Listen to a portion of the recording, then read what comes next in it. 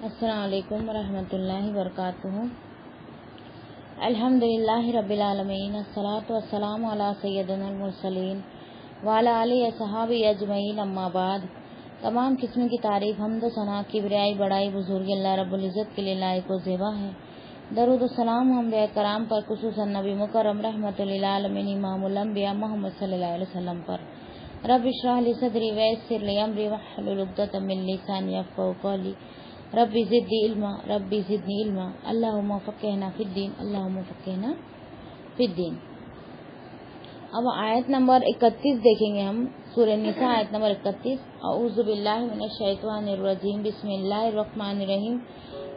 ان تجتنبوا کبائر ما تنہون عنہ نکفر عنکم سیئاتکم وندخلکم مدخلا کریما، صدق اللہ العظیم۔ اور اگر تم ان بڑے گناہوں سے بچو گے جس سے تمہیں منع کیا جاتا ہے تو ہم تم سے تمہاری چھوٹی برائیاں دور کر دیں گے اور تمہیں باعزت داخلے کی جگہ میں داخل کریں گے۔ اور یہاں پہ کبیرہ گناہوں کے بارے میں بات ہو رہی ہے۔ آواز سب کو آ رہی ہے نا میری؟ جی باجی، الحمدللہ۔ اب اس آیت میں بڑے گناہوں کے بارے میں آیا ہے کہ ہم کو بڑے گناہ سے بچنا ہے تو اللہ تعالی ہمارے چھوٹے گناہ کو دور کر دیں گے۔ اب چھوٹے گناہ کیسے دور ہوتے ہیں؟ جیسا کہ ہمارے وضو کرنے سے، ہمارے استغفار پڑھنے سے، ہے نا، کوئی اچھا کام کرنے سے، یہ سب چیزوں سے ہماری کیا ہے، چھوٹے چھوٹے جو گناہ ہیں وہ ہمارے پورے جھڑ جاتے ہیں اگر ہم بڑے گناہ سے بچیں گے تو۔ اور بڑے گناہ اگر ہم کر گئے تو پھر ہم کو لازمی ہے کہ اس گناہ کو یاد کر کے اس سے توبہ کریں اور دوبارہ نہ کرنے کا ہم ہمارے دل میں پکا ارادہ کریں اور ہمیشہ کے لیے اس کو چھوڑ دے، اور ہو سکے تو اس کا کفارہ بھی بھر دے، مطلب جو نقصان ہوا ہے ہمارے وجہ سے جس کا بھی، تو اس کو وہ بھرپائی کر دے۔ اب اس کے بارے میں ہم دیکھیں گے، کبیرہ گناہ وہ ہے جن کے متعلق قرآن یا حدیث میں صاف طور پر دوزخ کی وعید آئی ہے۔ صاف طور پر بتا دیا گیا ہے نا کہ یہ کریں گے تو تمہیں اللہ تعالیٰ دوزخ میں ڈال دیں گے، یا اللہ تعالیٰ کے غصے کا اظہار ہو۔ بڑے گناہ کی پہچان کیا ہے؟ کہ صاف طور پر دوزخ کی وعید آئی ہو، یا اللہ تعالیٰ کے غصے کا اظہار ہوتا ہو، یا شریعت میں اس پر حد مقرر کی گئی۔ حد مقرر مطلب اس پہ سزا مقرر کی گئی، جیسے زنا کی سزا، چوری کی سزا ہے نا، یہ بڑے گناہ۔ اور سیئات یعنی وہ گناہ ہے جس میں صرف منع کیا گیا ہو۔ سیئات یعنی چھوٹے گناہ، وہ گناہ جس سے صرف منع کیا گیا ہو اور ان پر وعید کا ذکر نہ ہو، یعنی کوئی بھی دھمکی اس میں نہ ہو۔ اللہ تعالیٰ کا مومنوں سے وعدہ ہے کہ جو شخص کبیرہ گناہوں سے بچے گا اللہ اس کے صغیرہ گناہ کو معاف کر دے گا اور اسے جنت میں داخل کرے گا۔ کبیرہ گناہ یعنی بڑے، اور صغیرہ یعنی چھوٹے گناہ۔ اور اگر بڑے گناہ سے بچیں گا تو اللہ تعالیٰ چھوٹے چھوٹے گناہ تو ویسے ہی اس کے معاف کر ہی دیتا ہے اور اسے جنت میں داخل کرے گا۔ اب اللہ تعالیٰ نے سورہ شورى آیت نمبر 37 میں فرمایا، وَالَّذِينَ يَجْتَنِبُونَ كَبَائِرَ الْإِثْمِ وَالْفَوَاحِشَ وَإِذَا مَا غَضِبُوا وَهُمْ يَغْفِرُونَ۔ اور وہ لوگ جو بڑے گناہوں سے اور بے حیائیوں سے بچتے ہیں اور جب بھی غصہ ہوتے ہیں تو معاف کر دیتے ہیں۔ دیکھو، غصے کی حالت میں کسی کو بھی کچھ بھی نہیں بولا۔ جب ہم کو غصہ آ جاتا ہے نا تو امڑم دھڑم کچھ بھی بول دیتے ہیں۔ تو تھوڑا سا رک جائے، ریلیکس لے لے کہ میرے کو بھی غصہ آ رہا ہے، ہو سکتا ہے میرے سے بڑا گناہ ہو جائے، یا غصے کی حالت میں ایسی بات بول دوں جو اللہ رسول کو ناپسند ہو۔ تو غصہ اگر ہم کو آ جائے تو تھوڑا سا ہم ریلیکس ہو جائے، تھوڑا سا رک جائے۔ جب ہمارا مائنڈ ٹھنڈا ہو جائے، ہم غصے سے جب فارغ ہو گئے تو پھر ہم کو اس بات کا فیصلہ کرنا چاہیے جس بارے میں ہم کو غصہ آیا تھا۔ تو ٹھنڈے دماغ سے بنا غصے کے اگر ہم فیصلہ کریں گے تو بالکل صحیح ہوگا۔ اگر غصے کی حالت میں اگر ہم فیصلہ کرنے جائیں گے تو وہ غلط ہی ہوگا، ٹھیک ہے۔ پھر اور آگے اللہ تعالیٰ نے فرمایا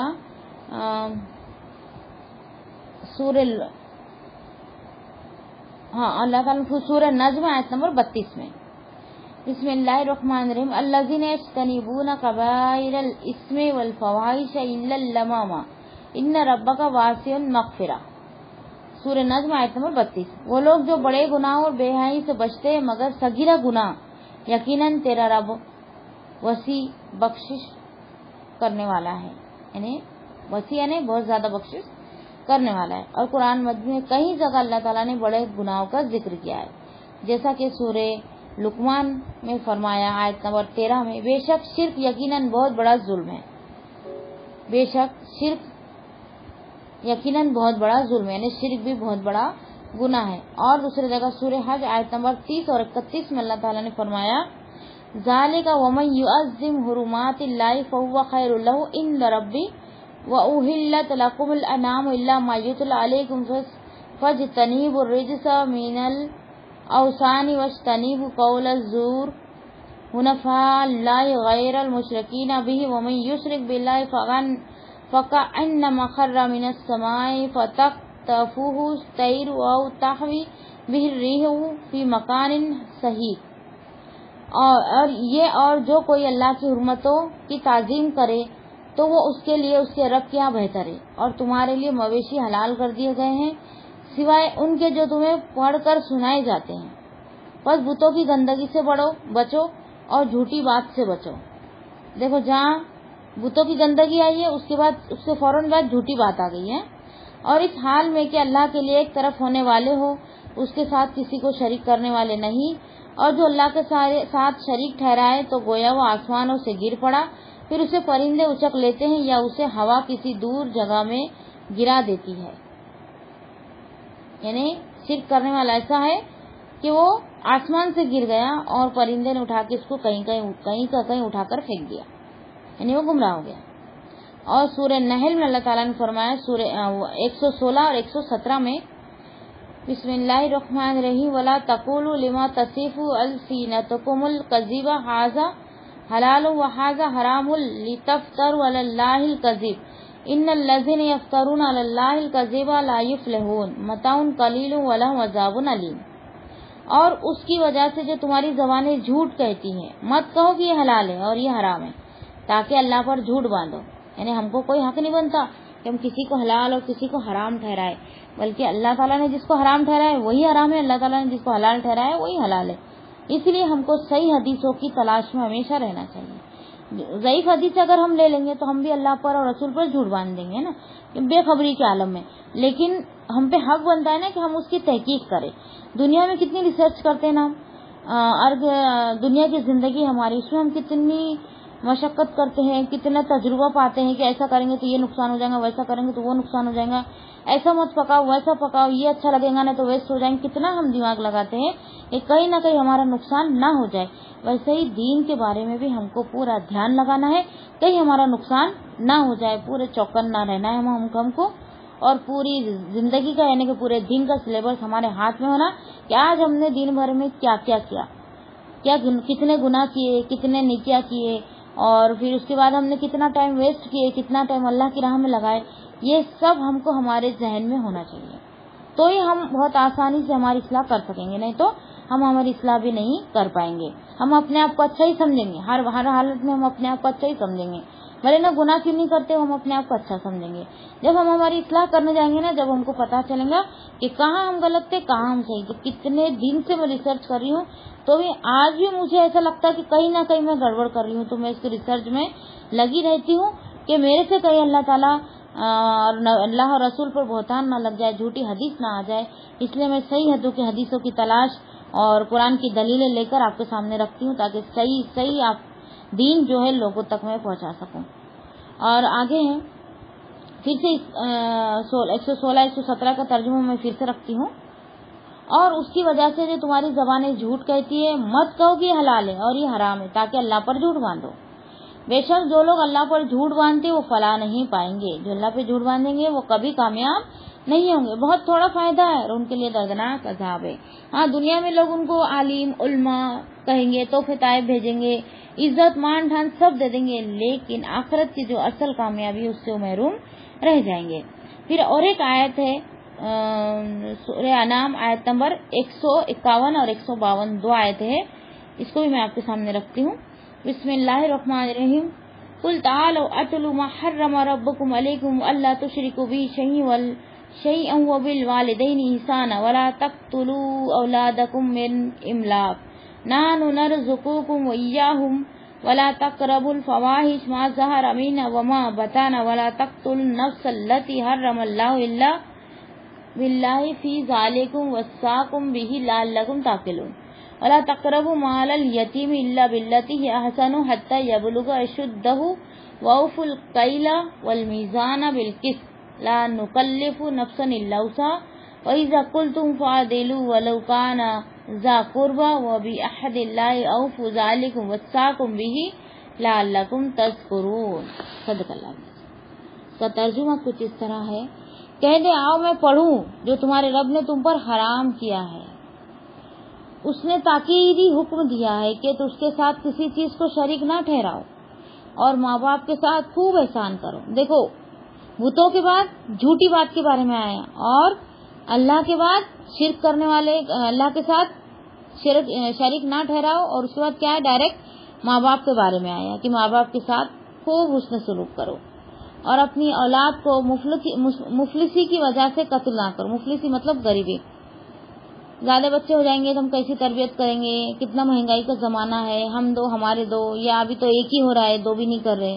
تو یہ سب باتیں کا ایک ہی جواب ہے کہ اللہ تعالیٰ یہاں فرما رہا ہے کہ غریبی کی ڈر سے تم اپنی اولاد کو قتل نہ کرو، ہم ہی تمہیں رزق دیتے اور ان کو بھی، اور ہم ہی تم کو بھی رزق دیتے اور ان کو بھی، اور بے حیائی کے قریب نہ جاؤ جو ان میں سے ظاہر ہے اور جو چھپی ہوئی ہے، اور اس جان کو قتل نہ کرو جسے اللہ نے حرام ٹھہرایا مگر حق کے ساتھ. حق کے ساتھ مطلب کسی کو ہم کو قتل نہیں کرنا ہے، ہم پر کسی کا قتل کرنا حرام ہے، لیکن حق کے ساتھ. حق کے ساتھ مطلب اگر کسی نے ہمارے کو قتل کیا یا ہمارے بھائی کو قتل کیا تو پھر ہم کو بدلہ لینا جائز ہے، ہم بدلہ لے سکتے ہیں. تو یہ ہے مگر حق کے ساتھ. اگر وہ حق ہے تم کو بدلہ لینا، تمہارے ساتھ اس نے کچھ کیا ہے تو اس کے مطابق تم بھی بدلہ لے سکتے ہو. تو یہ مطلب ہے حق کے ساتھ. اور یہ ہے جس کا تاکیدی حکم اس نے تمہیں دیا ہے تاکہ تم سمجھو. اور یتیم کے مال کے قریب نہ جاؤ مگر اس طریقے سے جو سب سے اچھا ہو، یہاں تک کہ وہ اپنی پختگی کو پہنچ جائے. اور ماپ اور تول انصاف کے ساتھ پورا کرو.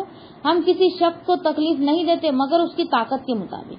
اور جب بات کرو تو انصاف کی کرو، خواہ رشتہ دار ہو، اور اللہ کے عہد کو پورا کرو. یہ ہے جس کی تاکیدی حکم اس نے تمہیں دیا ہے تاکہ تم نصیحت حاصل کرو. دیکھو اس میں کتنی باتیں آئی ہیں نا جو بڑے بڑے گناہ ہیں.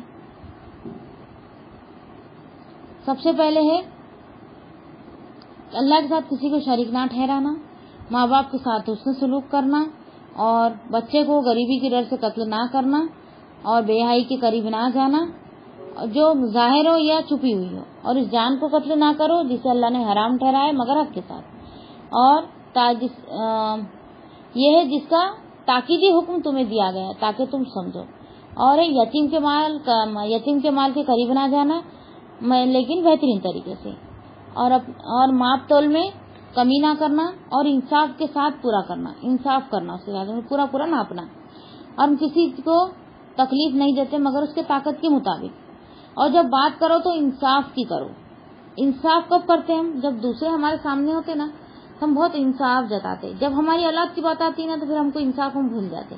اسی لیے یہاں پہ کیا فرمایا جا رہا ہے کہ انصاف کرو خواہ رشتہ دار ہو، یعنی تمہارا کتنا بھی قریبی رشتہ دار ہو، تمہاری پیٹ کی اولاد کی نہیں ہوتی، جب اس کا معاملہ تمہارے سامنے آئے تو تم کو انصاف سے ہی بات کرنا پڑے گا.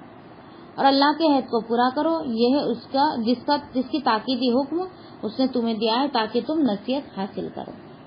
پھر اور ایک جگہ بنی اسرائیل میں اللہ تعالیٰ نے فرمایا، آیت نمبر 31 اور 31 تا 35، 31، 32، 33، 34 اور 35. اعوذ باللہ من الشیطان الرجیم، بسم اللہ الرحمن الرحیم. ولا تقتلوا اولادکم خشیۃ املاق نحن نرزقهم وإياكم ان قتلهم كان خطأ كبيرا ولا تقربوا الزنا انه كان فاحشا وساء سبيلا ولا تقتلوا النفس التي حرم مال اليتيم الا بالتي هي احسن حتى يبلغ اشده واوفوا بعهد ان عهد كان مسؤولا واوفوا الكيل اذا كلتم وزینوا بالقسطاس المستقیم ذلک خیر واحسن تاویلا. صدق اللہ العظیم. ترجمہ ہے، اور اپنی اولاد کو مفلسی سے ڈر سے قتل نہ کرو، اور ہم ہی انہیں رزق دیتے اور تمہیں بھی. بے شک ان کا قتل ہمیشہ سے بہت بڑا گناہ رہا ہے. اور زنا کے قریب نہ جاؤ، بے شک وہ ہمیشہ سے بے حیائی ہے اور برا راستہ ہے. اور اس جان کو قتل مت کرو جسے اللہ نے حرام کیا ہے مگر حق کے ساتھ. اور جو शख्स कत्ल कर दिया जाए इस हाल में कि वो मजलूम हो, तो यकीनन हमने उसके वली के लिए पूरा गलबा रखा है। बस वो कत्ल में हद से ना आगे बढ़े, यकीनन वो मदद दिया हुआ होगा। और यतीम के माल के करीब ना जाओ मगर उस तरीके से जो सबसे अच्छा हो, यहाँ तक कि वो अपनी जवानी को पहुँच जाए। और अहद को पूरा करो, बेशक अहद का सवाल होगा। देखो अहद हम बहुत आसानी से खा लेते, उसका भी सवाल होगा। तो अहद भी करना है, कसम खाना है तो बहुत सोच समझ से खाना है, और कसम खाने में जल्दी नहीं करना है, और खाना है तो सिर्फ और सिर्फ अल्लाह की खाना है, वो भी सच बात पर और बहुत कम, ठीक है, क्योंकि उसका भी हिसाब हमसे होने वाला है। और माप को पूरा करो जब मापो, और सीधी तराजू के साथ वजन करो, ये बेहतरीन है और अंजाम के लिहाज से बहुत ज्यादा अच्छा है। ये 2-3 जगह अल्लाह ताला ने फरमाया था, इसलिए मैंने ताकि पूरे रख दी मैंने आपके सामने, ताकि बात रिपीट होकर अपने जहन में बैठ जाए। अब कुरान की दलील तो हमने देख ली, अब हदीसों की दलील देखेंगे। सही हदीस से बता रही हूँ मैं, ठीक है।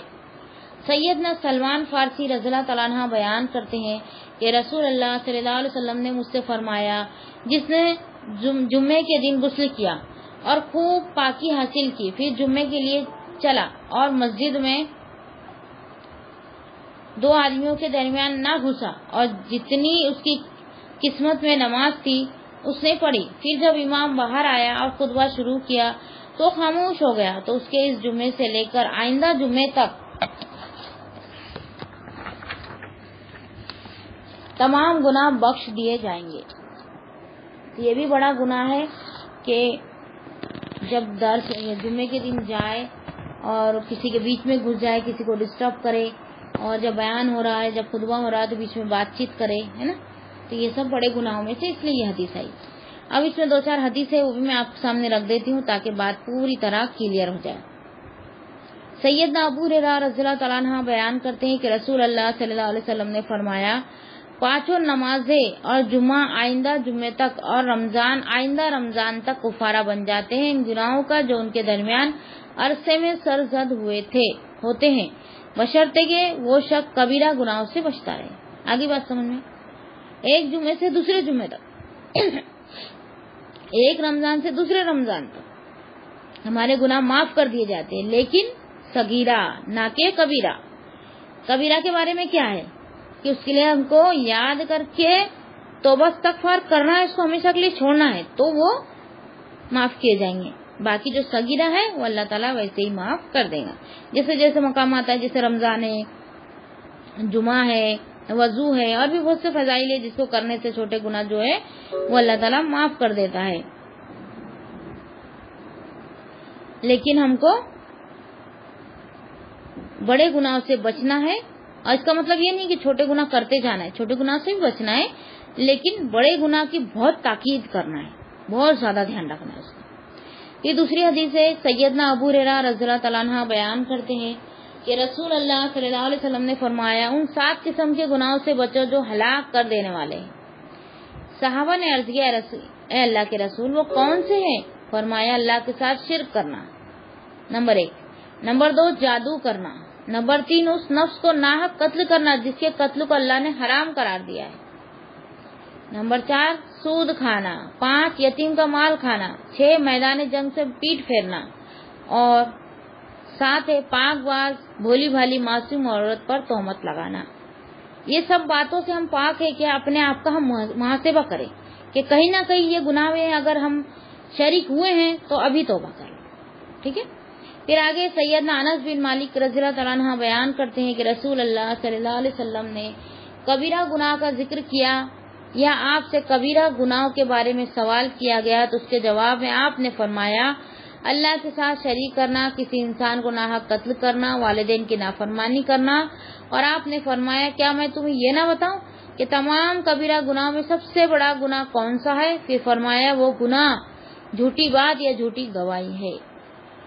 बड़े गुनाहों में सबसे बड़ा गुनाह ये भी है, एक तो शिर्क तो है ही, लेकिन उसके साथ बड़े गुनाहों में सबसे बड़ा गुनाह ये भी है कि हम झूठी बात बोलना या किसी को झूठी गवाही देना। देखो झूठी गवाही देने से मासूमों की जान उसमें फंस जाती है, वो बेचारे परेशान हाल हो जाते हैं ना। इसलिए अल्लाह ताला ने इसको बड़े गुनाहों में से बड़ा गुनाह रखा है, झूठी गवाही देना और झूठी बात कहना। फिर दूसरा है हदीस सैयदना अब्दुल्लाह बिन मसूद रज़ियल्लाहु तआला अन्हु बयान करते हैं कि میں نے عرض کی اللہ کے رسول اللہ تعالیٰ کے یہاں سب سے عظیم گناہ کون سا ہے؟ عظیم ہے نا بڑا. فرمایا یہ کہ تو کسی کو اللہ کے ساتھ شریک بنائے حالانکہ اس نے تجھے پیدا کیا. میں نے عرض کیا پھر کون سا؟ فرمایا پھر یہ کہ تم اپنے بچے کو اس ڈر سے قتل کرو گے بعد ازاں وہ تمہارے ساتھ کھائیں گا. میں نے عرض کیا پھر کون سا؟ فرمایا یہ کہ تم اپنے پڑوسیوں کی بیوی سے بدکاری کرو. اور کہا کہ آیات رسول اللہ صلی اللہ علیہ وسلم کی تصدیق کے لیے نازل ہوئی ہے. کون سی آیت ہے یہ؟ سورہ فرقان آیت نمبر 68 تا 70. 2 آیتیں. بسم اللہ الرحمن الرحیم. والذین لا يدعون مع اللہ الہا آخر ولا یقتلون النفس التي حرم اللہ الا بالحق ولا تزنون ومن يفعل ذلك يلقى أثاما یضاعف له العذاب یوم القیامۃ ویخلد فیہ مہانا الا من تاب. اور وہ جو اللہ کے ساتھ کسی دوسرے معبود کو نہیں پکارتے اور نہ اس جان کو قتل کرتے ہیں جسے اللہ نے حرام کیا ہے مگر حق کے ساتھ اور نہ زنا کرتے ہیں اور جو یہ کرے گا وہ سخت گناہ کو ملے گا. اس کے لیے قیامت کے دن عذاب دگنا کیا جائے گا اور وہ ہمیشہ اسی میں ذلیل کیا ہوا رہے گا مگر جس نے توبہ کی. جو توبہ کیا وہ بچ گیا لیکن جس نے توبہ نہیں کیا اور اسی حالت میں مر گیا تو اس کے لیے قیامت کے دن دگنا عذاب دیا جائے گا. دگنا یعنی معلوم رہنے کے بعد بھی اس نے کیا تو اللہ تعالیٰ اس کو دگنا عذاب دیں گا. تو ایسا اگر ہم سمجھا دو نا کسی کو کہ اگر معلوم ہے آپ کو پھر آپ گناہ کر رہے ہیں تو آپ کو 2 گنا گناہ ہو رہا ہے تو کیا کرتے ہیں؟ معلومات کرنا ہی چھوڑ دیتے ہیں. کیا معلومات کریں گے نہیں دین میں تو ہم کو عمل کرنے کی کیا ضرورت پڑیں گی نا جب معلوم ہی نہیں رہے گا. تو یہ بھی بڑا گناہ ہے. ریسرچ کرنا ہے، ہم کو ڈھونڈنا ہے، سمجھنا ہے. اللہ تعالیٰ نے قرآن پاک اتارا، نبی کو بھیجا تو کیوں بھیجا، کیسے زندگی گزارنا ہے، یہ سب ہم کو اسی میں ملے گا. یہ سب ہم کو پڑھنا ہے، سمجھنا ہے، علم حاصل کرنا ہے اور اس کے مطابق ہم کو زندگی گزارنا ہے. جہاں ہم سے غلطی ہوتی ہے اللہ سے توبہ استغفار کرنا ہے. یہ ہماری زندگی کا معمول ہونا چاہیے.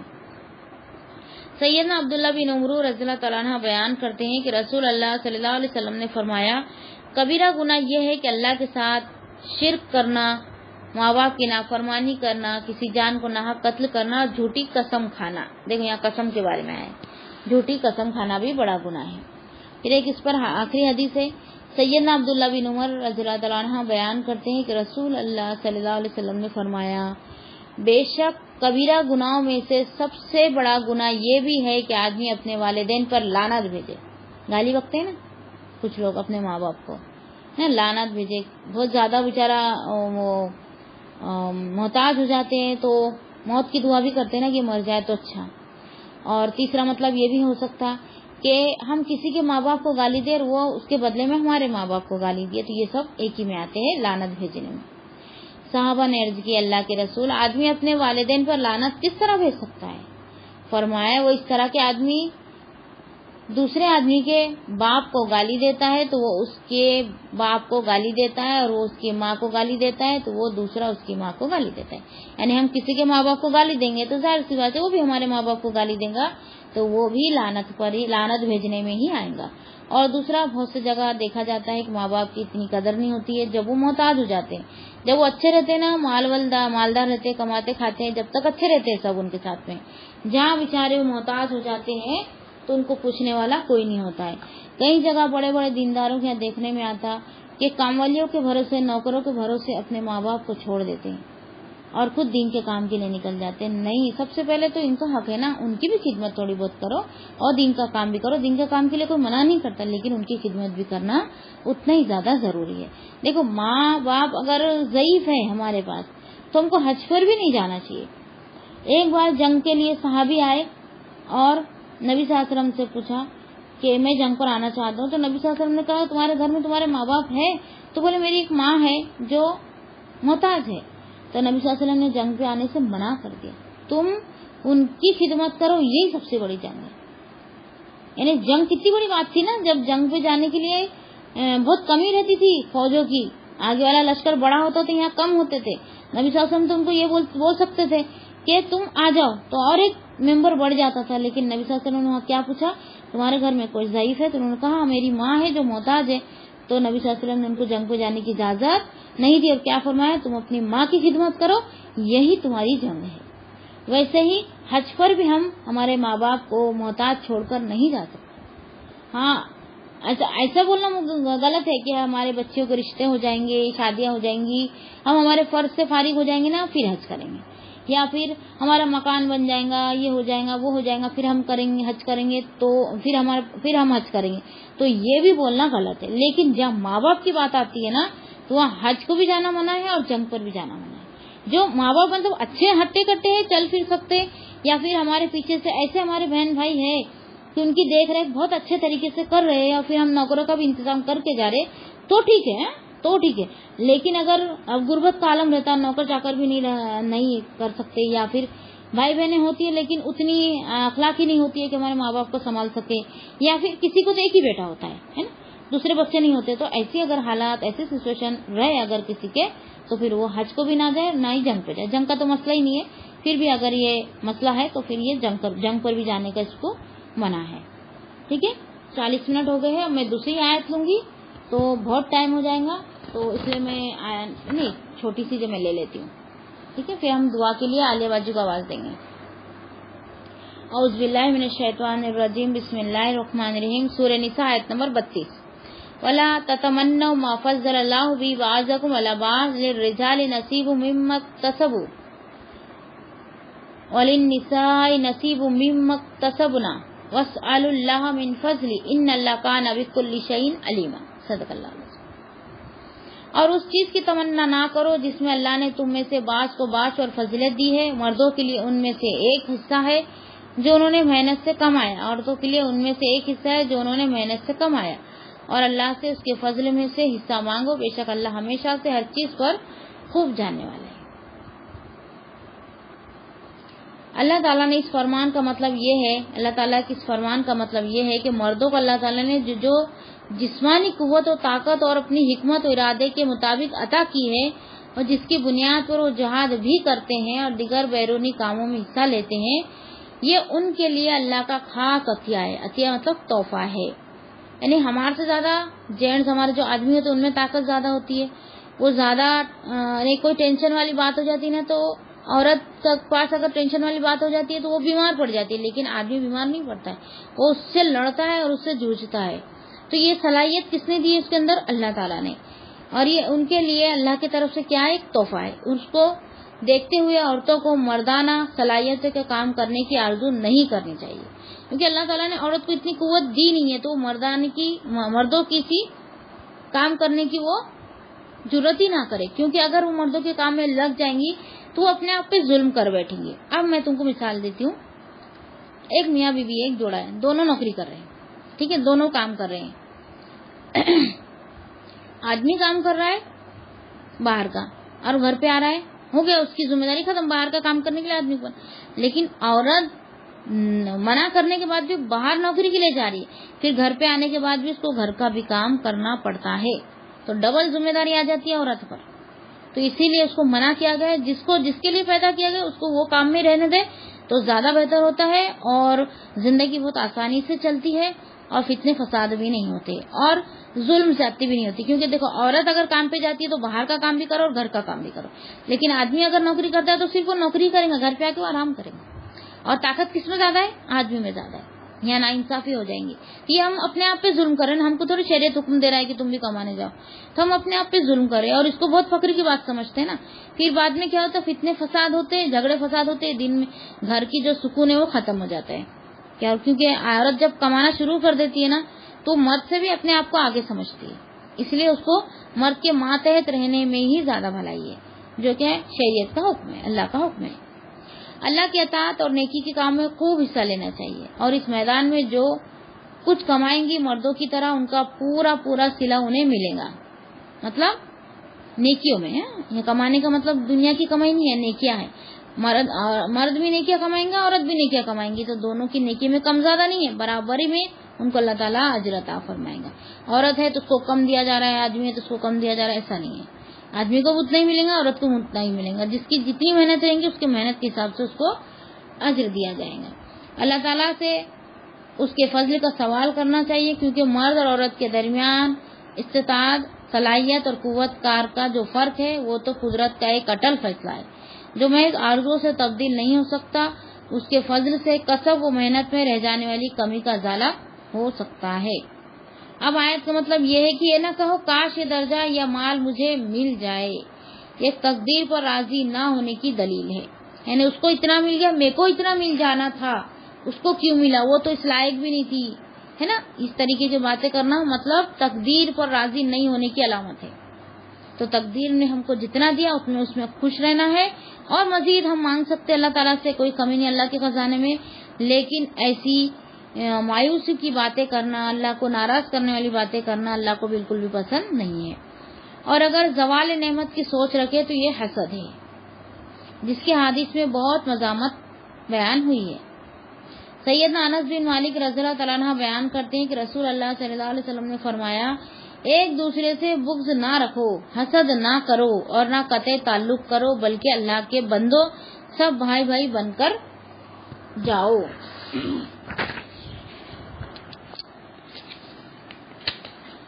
یعنی اللہ کے یہاں تقرب نیک اعمال سے ہے۔ مرد کو محض مرد ہونے کی وجہ سے عورت پر عمل میں فضیلت نہیں ہے، عمل میں نہیں ہے، اور عورت محض عورت ہونے کی وجہ سے نیک عمل کے ثواب سے محروم نہیں ہے۔ تم بجائے حسد کے اللہ تعالیٰ کا فضل طلب کرو۔ رشک کرنے میں کوئی حرج نہیں۔ رشک میں تم کو رشک اور حسد دونوں کی تشریح میں آپ کے سامنے کر چکی ہوں۔ رشک کس کو بولا جاتا ہے، حسد کس کو بولا جاتا ہے، ٹھیک ہے۔ اور جو حدیث ہے، جیسا کہ سیدنا عبداللہ بن عمر رضی اللہ تعالیٰ عنہ بیان کرتے ہیں کہ رسول اللہ صلی اللہ علیہ وسلم نے فرمایا، رشک کرنا جائز نہیں سوائے دو آدمیوں پر۔ ایک وہ آدمی جسے اللہ تعالیٰ نے قرآن کا علم دیا تو رات اور دن کی گھڑیوں میں اس کے ساتھ کھڑا نماز پڑھتا رہتا ہے، اور ایک وہ آدمی جسے اللہ تعالیٰ نے مال دیا ہے تو رات اور دن کی گھڑیوں میں اسے خرچ کرتا رہتا ہے۔ یہ دو آدمیوں کے علاوہ ہم کو کسی پر بھی رشک یا حسد نہیں کرنا چاہیے۔ یعنی اس کا مطلب یہ ہوا دین کے کاموں میں ہم حسد کر سکتے ہیں کہ اس نے اتنا دین کا کام کیا، اس نے اتنے نیکی کمائی، میں اس سے زیادہ کماؤں گا، اس کو بولتے ہیں رشک۔ اور دنیا کے کاموں میں اگر کیا جاتا ہے کہ اس نے اتنا کمایا، اس سے زیادہ میں کماؤں، یا پھر اس کے پاس ختم ہو جائے اور مجھے مل جائے، تو یہ ہوتا ہے حسد، ٹھیک ہے۔ وآخر دعوانا الحمدللہ رب العالمین۔ اب ہم عالیہ بازی کو آواز دیں گے تاکہ وہ دعا کرے۔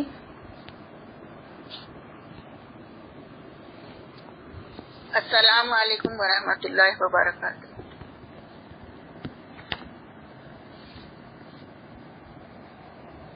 السلام علیکم ورحمۃ اللہ وبرکاتہ۔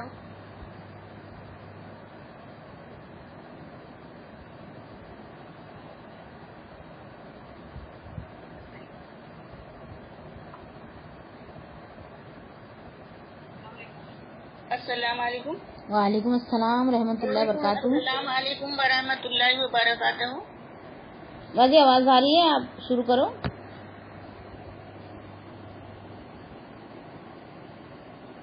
پہلے تو سب کو رمضان کی مبارکباد دیتی ہوں، انشاءاللہ سب کے روزے ہوں گے۔ آمین۔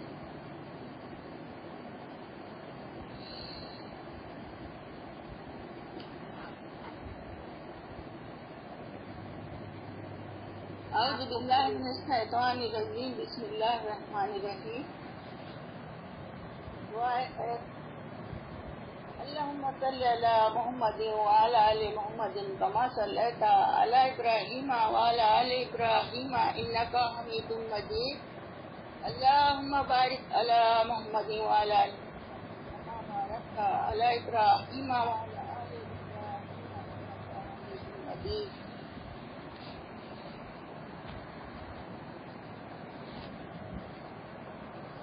اے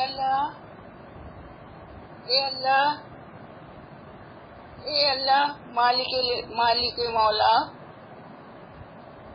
اے اللہ مالک مولا، اے غفور الرحیم، ہمارے گناہوں کو معاف فرما۔ یا الہی، ہم خطا کار اپنے، اے اللہ، اے مالک مولا، اے غفور الرحیم، ہمارے گناہوں کو معاف فرما۔ یا الہی ہم خطا کار اپنے گناہوں سے شرمندہ ہیں، توبہ کے طلبگار ہیں۔ یا الہی ہم سب کو سچی توبہ کی توفیق عطا فرما۔ یا الہی ہم تیری آزمائش کے لائق نہیں، یا الہی ہم تیری آزمائش کے لائق نہیں، ہمیں اپنی آزمائش میں مبتلا نہ کر۔ یا الہی ہماری توبہ اپنے بارگاہ الہی میں قبول فرما، بارگاہ الہی میں قبول فرما۔ جو گناہ جان کر ہوئے، جو بغیر جانے ہوئے، انہیں بھی معاف فرما۔ یا الہی ہم سب کی ذکر و فکر عبادت کی توفیق عطا فرما۔ یا الہی ہماری چھوٹی سی عبادت قبول فرما۔ تمام مسلمان مرد اور عورتوں کو نماز کی توفیق عطا فرما۔ یا الہی ہر برے کاموں سے بچا، نیک کام کی توفیق عطا فرما۔ جو جان کر ہوئے، جو قرضدار ہیں انہیں قرض سے خلاصی عطا فرما۔ ہر معاہدے پر مسلمانوں کو فتح نصرت عطا فرما۔ یا الہی ہماری جائز تمنائیں پوری فرما۔ یا الہی یا اللہ جنہیں اولاد کی تمنا ہے انہیں نیک اولاد عطا فرما۔ ہماری اولاد اور اس کی نسل سے جو نسل چلے اس کو بھی نیک کیجیے۔ یا اللہ دکھ درد صدمے دور کر کے ہمارے گھروں کو آباد رکھ۔ ہم سب گھر والوں میں سچی محبت اور پیار عطا کر۔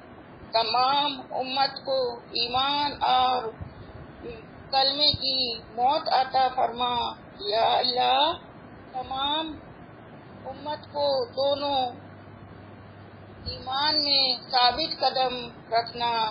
یا اللہ تمام امت کو دین اور دنیا میں ایمان کی دولت عطا فرما۔ یا اللہ تمام مسلمانوں کو دین اور دنیا میں عزت عطا فرما۔ یا اللہ تمام مسلمانوں کو دیس اور پردیس میں چین اور سلامتی عطا فرما۔ یا اللہ تنگ دستی دور کر کمزوروں کو قوت عطا فرما۔ یا اللہ بیماروں کو شفائے کامیابی عطا فرما۔ جو پریشان ہیں ان کی پریشانیوں کو دور کرنا، جو بے روزگار ہیں انہیں روزی عطا فرما۔ یا اللہ تمام امت کی پہلی منزل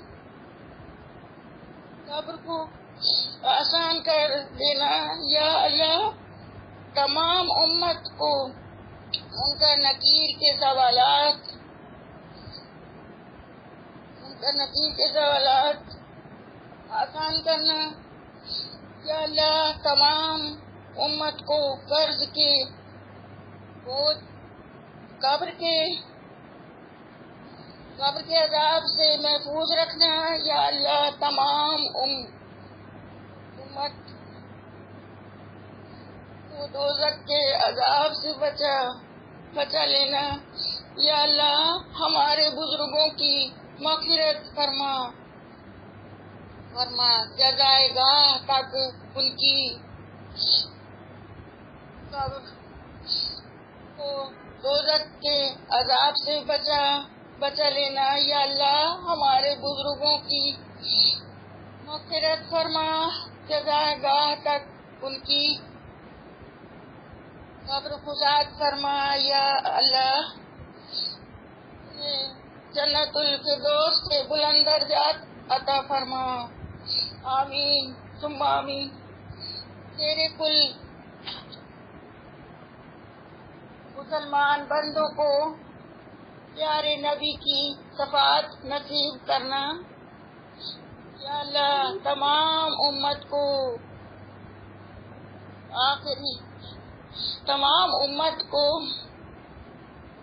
آخرت میں نبی صلی اللہ علیہ وسلم کے ہاتھوں حوض کوثر نصیب فرمانا, حوض کوثر کا پیالہ نصیب کرنا. یا اللہ آخرت میں اپنا دیدار نصیب کرنا. یا اللہ پیارے ہمارے اعمال نامے دائیں ہاتھ میں عطا کرنا. آخرت میں رسوائیوں سے بچانا. یا اللہ مجھے قبر کی دہشت سے بچانا. خدایا قرآن کریم کی برکت سے مجھے رحمتوں سے نواز.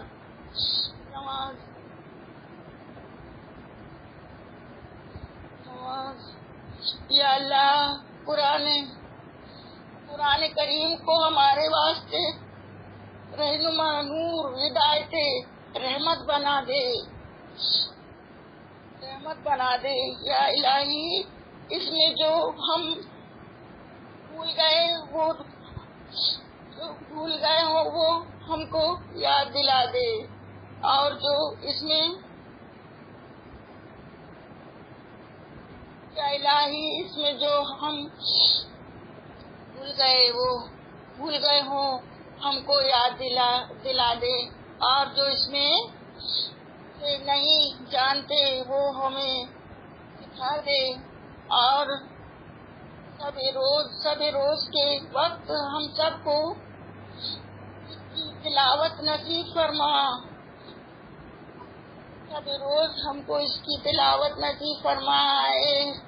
اے پروردگار عالم قرآن عظیم کو آخرت میں ہمارے لیے دلیل بنا.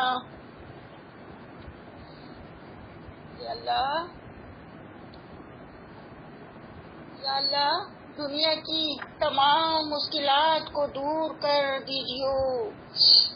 یا اللہ کافروں اور دشمنوں کے فریب سے مسلمانوں کو نجات دیجیے. یا اللہ ہماری محفل کو بابرکت بنا دے. یا اللہ ہماری اس محفل کو بابرکت بنا دے. ہم سب بہنوں کی حاضری کو اپنے بارگاہ الہی میں قبول فرما.